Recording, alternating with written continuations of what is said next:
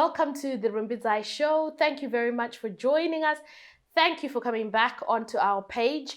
If you are watching on YouTube, please subscribe to our channel. And if you're on Facebook, please like this video, please share it. Please just drop a comment in the comment section. Tell us where you're from and where you're watching from today. Thank you very much for watching. Today we are honored to have with us Percy Magaya.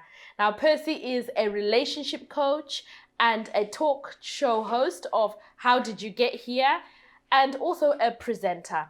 So welcome to the show. Thank you so much for having me. Honestly. It's different today because you're on the other Lord, side. I'm nervous as they come. Like, I'm used to being on where you're Sam. Like, what do I do with myself? You look fabulous, by the way. You look great. Thank you. Thank you so much for coming on. Yeah.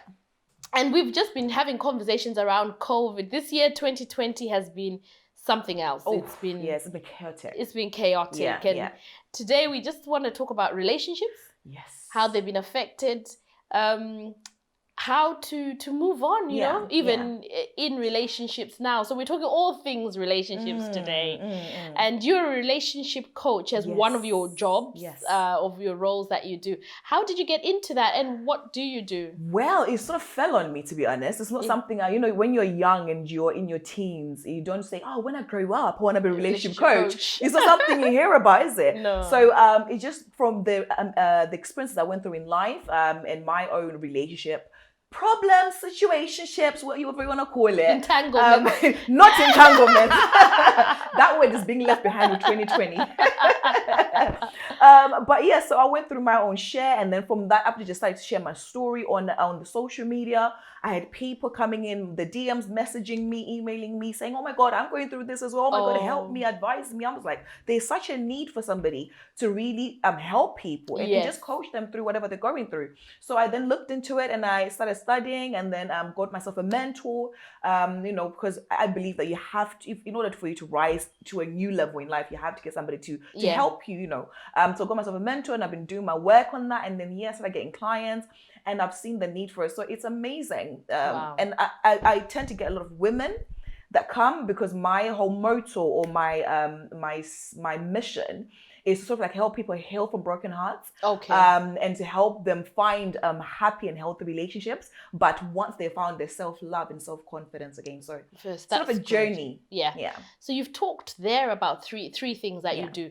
You the first thing you've said is to get people to fall in love with themselves. Oh, yes. And to heal their broken hearts. Yes. And then to find healthy relationships. Happy relationships. Yeah. And what you've talked about your lived experience. So do you want to tell us a little bit about your first marriage? When did you get married first? So I was a very excited 20-year-old who I was in my early 20s. And when you finish going to uni, I'm a pastor's kid. Yeah. So you're a PK. I'm a PK. Oh. I'm a good PK. Let's say that. I'm the best PK. But anyone who knows me, please don't comment. So being a pastor's kid, and I'm a firstborn. I'm the first grandchild as well. My mom's side and my dad's side. So there was so much expectations that fell on me. And even growing up in church, I would be the one that's saying, the youth are looking up to you, or you lead this and you do that. Yes. So I was always having some sort of responsibility. So once I finished uni, the next thing for me that I thought I was supposed to do was marriage. Get married. Because that's what I was taught. They follow you. They see you to be the example. So I was the role model per se.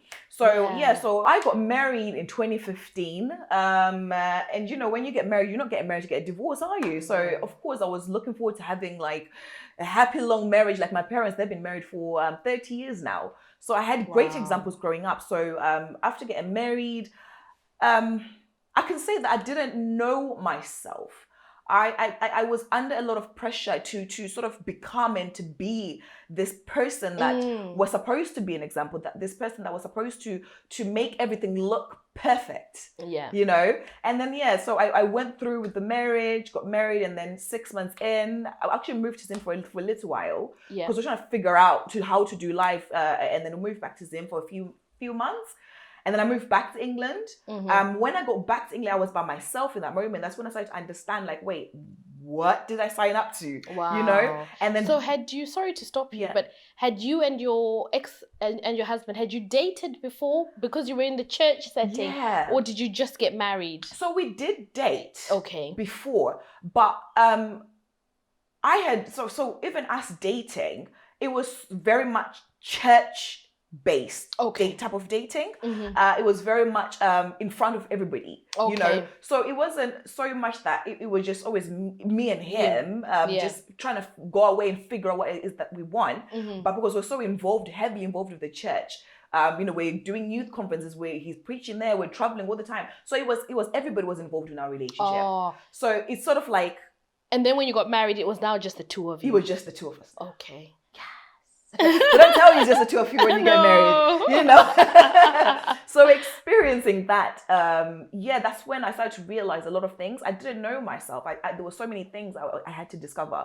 I'm in, you know, I just finished university. I've not even found my dream job yet. I'm still trying to figure out how to do life, and now I'm somebody's wife. Wow. You know, and then it said, top of being somebody's wife, I'm a pastor's daughter, so I've got all these other responsibilities to do. So so it sort of it broke me down.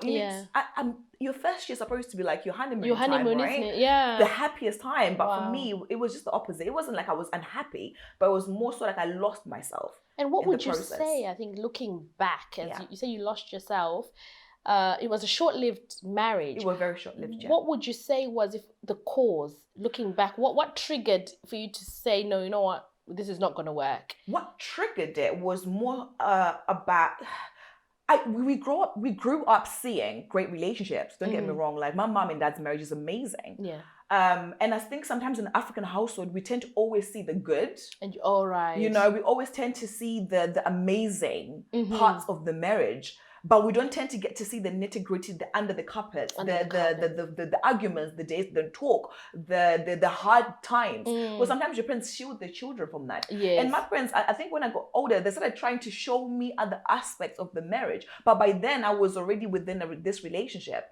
And even going back, I would say, yes, we got counseling, but I feel like the counseling is sort of like, what's the word I'm looking for? It's sort of like coded. Okay. You know, because there's a certain language in church that we speak. There's a certain way we address things, and the older generation tend not to really go into depth to the younger generation about sex, about the finances of how to handle marriage. So it's sort of like they tell you the base, not the core, but they sort of tell you the base. So it's mostly stuff. Would you say it's theoretical? It's more quite theoretical rather than going deeper. Yeah, definitely. And the problems, the potential problems, anyway, that could happen. You know, and I feel like if you to get a car or your driver's license, you have to definitely pass the test. You know, and then they will give you the certificates and congratulations. You have passed the test. But when it comes to marriage, you get the only time when you get congratulations and the certificate first. Before the test. So you don't know what you're signing up to. Yes. Most of the times. Yeah. You know, and I get it. You know, in marriage, people evolve, people grow, and you get to know each other throughout the marriage. But I think there has to be something before that. There has to be something that you must have to go through first before you say, I do not. Of course, if some marriages, they never went through counseling and they worked out great. But I see a lot of people within the church are having a lot more problems. You know, especially the people that come to me are females in the church. They're saying, we got married, and then, sorry, this thing is like... all weekend. So, shall I just continue from there? Yeah, it's fine. So, in the church, you see a lot of women, they'll come and be like, you know what, we got married, but I didn't know what I was signing up to. I'm so unhappy. You know, I've been told that, you know, that's what a man does. So am I supposed to just be okay with that? So there's a lot of issues around people in the church getting married, especially to get married young. And then if you look at the how long the marriages are lasting, under 5 years. Wow, most of them. That's shocking and under shocking to hear. Because I think what you're saying there is the lack of preparedness. Perhaps it's a lack of knowledge, but can you ever prepare fully for living with a stranger in a confined environment? And I think that's one of the things leading up to, just from what you're saying, is during the coronavirus, it's sort of the lockdown brought people together in a space where even though they're married, they might not even have been living together because people true. go to work, people go to parties, people go to church, and you can end up having a lot of space. Yeah. But we've found an increase in I work part-time in law, and our divorce levels have plummeted high. Wow. Because people have, during lockdown, they've decided, I don't want this. I don't like this person, actually. I don't want them. I don't want this for the rest of my life. I don't want to be in lockdown with you, and I want to get out. Yeah. And one of the things I think is people in church, which you've mentioned, when you got divorced, what was the response from church? Because I think that's an area where there's so much conflict in terms of God hates divorce, and this is what we're taught in church. Yeah. As a pastor's kid as well, how did you deal with that? So I want to really say, first of all, I am so grateful that my parents were my backbone. They covered me, they protected me, and they literally were like, they were ready to go to war for me. Oh, that's good. You know, even my bishop, the bishop of the church I was going to, Bishop P, he was ready. I was like, he actually sat me down. He's like, Percy, I don't want you to be ashamed. I don't want you to feel any type of way. We got your back. We got Wonderful. you. Go through this. But those were the nitty people that really knew me. I'll never forget, there was one time I went to visit a friend of mine. And then they're all like, we used to sing together and go to the church. And a lot of people stopped talking to me. A lot of people stopped talking to me. Nobody would check up and see, how are you? People assumed and had their own assumptions. And then it was always me. It was like, oh, she left him. Yeah, how dare you leave your husband? You know, like a wife's not supposed to leave her husband. You know, now you can't even ever get married again unless it dies. Because apparently the Bible says that, you know, you can't remarry as a wife, as a woman, unless, you know. And then I'll never forget somebody saying, oh, the word on the street is this and that. And I was like, the word on the street. I was like, oh, where did you find this? Which word street? On the street? You know, I want to go and maybe, you know, maybe I don't know what I did wrong. Maybe let me go to the street and find out. And it happens. It was actually a group of pastors that would talk on us, you know, telling people. And then I was like, for people that are within the church, whether you're a pastor or just being a Christian, should you not have a heart to say, you know what, let me find out for myself. Let me call and say, how are you, first of all? How are you doing? Because we're still human. And then from there, if I want to, of course, to tell you my information, I would have. And then get the information firsthand, not to sort of circulate. There was a lot of circulations. Being a pastor, how pastor's daughter, you know. And then people just stopped talking to me, just stop, like, just being there. Wow. And I went through a period. I went for about 3 months. I didn't want to leave the house. I didn't want to go to church. I was like, I don't want to embarrass you guys. I don't want people to talk about me. I don't know. Like, I just felt alone. But I know my mom and dad were there for me, but they never went through what I went through. So it was a bit hard to sort of like really express what I was, because I didn't even have the words. I didn't have the idea of how to really indulge into the fealling and to open it up. And then, so I'm a great smile. I'm a great, you know, because I'm a presenter at the end of the day. I'm always on stage. So I'm going to I always say I would always wear my mask in front of everybody. And they'll think, oh, she's fine. How can she still be smiling through this? But not knowing that, see beyond my smile, see beyond this mask. I'm hurting. I am aching, but I felt the need to pretend, because they didn't want to know what happened. They didn't want to know how much I was in pain, and they didn't want to know to help me. They want to know for gossip. So yeah, the church definitely, a lot of people in the church definitely helped the pain to deepen. Okay.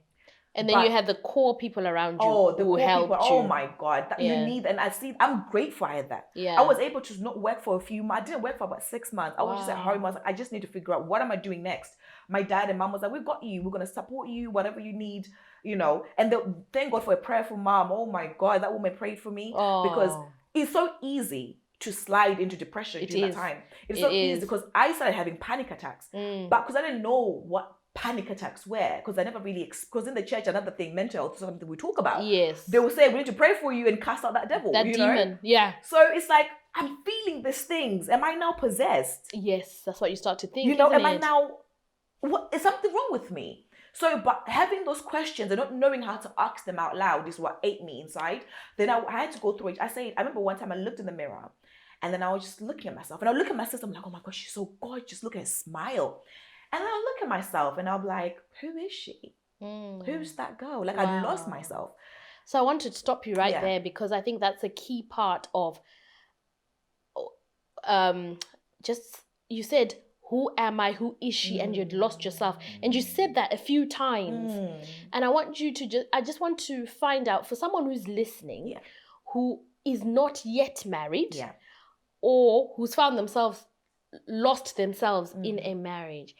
When you do the relationship coaching, how do you help someone who is 21, just graduated, it's just graduation season now, and they're feeling that pressure to go on to the next stage and to get married? What would you give them? What would be your top tips so that they don't reach that place where they look in the mirror and they don't know who this person is? So the first thing is, you just say something so key. They just graduated, right? They just left uni. And normally when you go out to university, the key thing is to get to find yourself. Know what you like. You're not with your parents right now. Get to know your character. Get to know, who you are. So, but 3 years is not enough, because at the same time you're studying.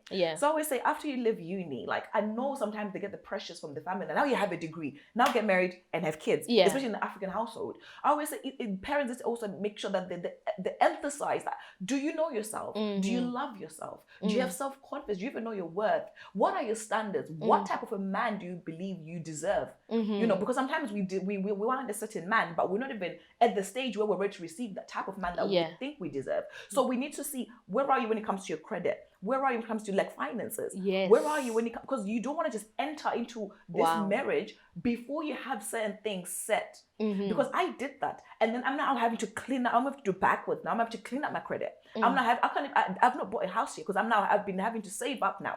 Do you have any savings? What can you do? What are you gonna do with this man? You guys have no finances. You have no both your credits and it kills you. You just came out university leaves you in debt. How are you gonna buy a house? How are you gonna rent? What job are you doing? Have you even got your career set? So I think we need to allow people to take time to figure that out. And that's why when the singles come to me, I want to have answers to this. And get me right, I'm not asking you to arrive at everything. You don't ever tick every box and say, yes, I have this, now I can get married. Marriage happens, in different times. But at least have a certain level of confidence within yourself that if a man comes, I love myself so much not to settle. I love myself so much not to accept BS. I love myself so much not to just allow any Tom, Dick, and Harry to access my body. I now have so much self-worth that you can come with your money and your car and your house, but I want to know the man inside. I always say a man has to make love to my mind before he has my body. I need to know, can I rely on you? If situations happen and I lose my job or you lose your job, can we handle that? Problem solving. So many things. We need to be able to see, can our daughters sustain themselves financially? Can our daughters, what kind of mind does she have? So that when you do release them to the world to be found by a man, to be out there dating, she is looking with the right eyes. Like I always saying, I want a man to see me through God's eyes, and I want to see him through God's eyes so we can connect, rather than just see him through, he's handsome. Or the car he's driving, or the job that he has. So that's amazing. So it's the foundation that you're saying, which is so key. And things that you've said there, which are profound, which we were never taught. I got married at 22 in my final year at university, so I never had that. And your finances in order, you're sorting out basic things. How do we problem solve? How do I love myself enough not to settle? And that's key, so that when you reach a stage where you don't find yourself married just to please other people or to tick certain boxes. And I think that's one of the reasons perhaps why there are so many divorces, because it's peer pressure, it's society pressure, it's community pressure, which puts these expectations on you. So that's so key in terms of your relationship with yourself first before you get before you even go to the next one. To get married to somebody else. That's amazing. And what about people who are in relationships which are not working? And you've said that you get a lot of inboxes from Christian women, especially like what I was just mentioning, that we've had so many divorces where people have. What would you say to the Christian woman who is in a relationship where she discovers she doesn't know herself, she doesn't know her husband, and she doesn't want to be there anymore? What would you give? What advice would you give them? The first thing we need to do is we need to normalize coaches. We need to normalize having a mentor. We need to normalize these things because I look at it. If you're a child, you're a mom of two. If you go to school and they tell you that your child is not doing great in school, the first thing you want to do is even hire Extra somebody lessons. to teach them so they do better, because you want to find what's the problem here and then get that person who's got that extra knowledge or wisdom to help them so that they can overcome that obstacle. So the first thing is we need to normalize this, getting a coach, because what I'm going to say now, I'm going to help them, right? But it's what I've gone through to be able to help them identify those problems. But coming back to being married and having, like, let's say you're not happy, or your communication, or you feel like you're not being heard, we have to first of all identify, because it's so easy to say I'm not happy. And sometimes you're the problem.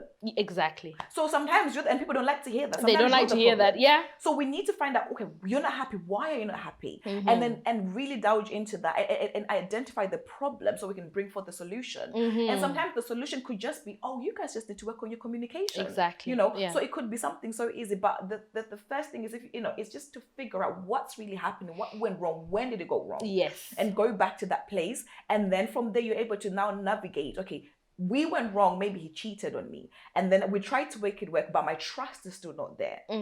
Maybe that's the issue. Or maybe something, it could be anything, but it's about finding the problem and then finding the solution. But sometimes we try to excuse a lot of things in marriage. We always have this mentality of like, I'm gonna cover, like, it's great to cover each other in a marriage when in front of people, if you're doing something, but it's in your heart.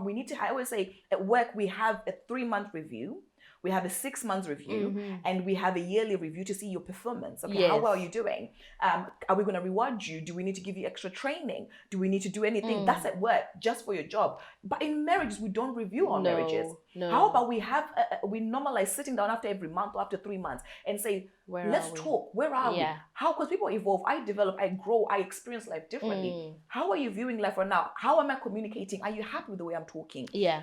Are we still on the same page? Yes. So you review your marriage and then also be open to constructive criticism. Yeah. If he says, I don't feel like you're talking to me the way that I as a husband or I as a wife, then say, how can we better that? Reviews should be something every marriage should do. Wow, that's amazing. Reviews. Yeah. Find out the problem, and then find a solution. The solution, yeah. I love what you said about if your child is not doing well at school, you don't kick them out of school. No. You get extra lessons. Exactly. And I think that's some of the challenges that we have, especially with the world where we have access to information on social media, on WhatsApp, on everywhere. When something is broken, a lot of times you throw it away. Yeah. But things can be fixed. Definitely. And to normalize coaching, to invest in coaching, to invest in getting help from others. Counseling, therapy, everything. Yeah. And that is something that we as a community, we need to be able to normalize and to find it acceptable and to know that you don't know everything. I think that's key, isn't it? Yes. You don't know everything. Yeah. You don't just wake up and you're a relationship coach. You've talked about how you got your training, how you have a mentor, because you didn't know everything. And so you gather those skills. So that's just amazing. And I want to just encourage people who are watching to, if you need a relationship coach, if you are single and you're searching and you're not too sure, you're feeling the pressure, Percy's here. She's your girl. And you can reach out to her and she can help you. If you're a woman, it's mostly women. I get a lot of women more than men, that you should just reach out, and we'll put your details underneath in the comment section so people can find you and they can get some help. And just one final thing, just as you were talking, we often have this conversation, but I really wish that the men would get similar coaching. Definitely. Because our girls are going to be so good. Yeah. They're going to be perfect. They'll love themselves. And then you reach a man who hasn't been able to get the same input. Lord. And then when you get into marriage again, it's another problem. Do you know what? I always say, your daughter right now should be cooking, right? Yeah. From when she was young, she's been cooking, playing with dolls. So she's been learning how to be a mother Mom. and a wife from a young age. Yeah. You know, but our the boy Boys. child, he's just playing outside. Play outside. Even when he hurt himself, you know, if he falls and then gets a cut, you be like, it's fine, get up, you're a boy, come on, man up. But your girl, you be like teaching her how to be well emotionally, you know, to just be very soft with her. So we have our daughters raised already to be wives and mothers, but the sons, no. So they get to age where they're marrying, but they're like getting them like, I'm a husband, and then they're still doing the same thing. So it's like there's a clash. So there's a clash. Mothers train and fathers train your child as well from young how to be husbands. Yes. You know, so that like you're saying, we will have perfect daughters and we can also have perfect guys.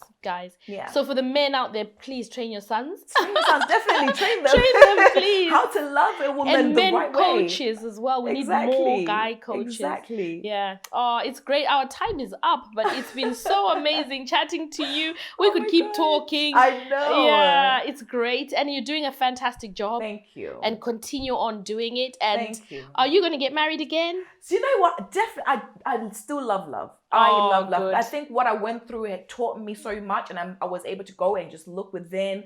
And I love love. I'm in a happy relationship. And you're in red for love. You know, so I do love love. Definitely, marriage is definitely on the table. Oh, that's great. Yeah. Brilliant. Yeah. Oh, that's great. Thank you so much. Thank you for having me. Thank you. And thank you everyone for watching. Please subscribe to our channel, share this video, like it, and reach out if you need help. It's okay to get coaches. It's okay to get counseling. It's normal and it helps. It helps. So thank you very much. Be blessed.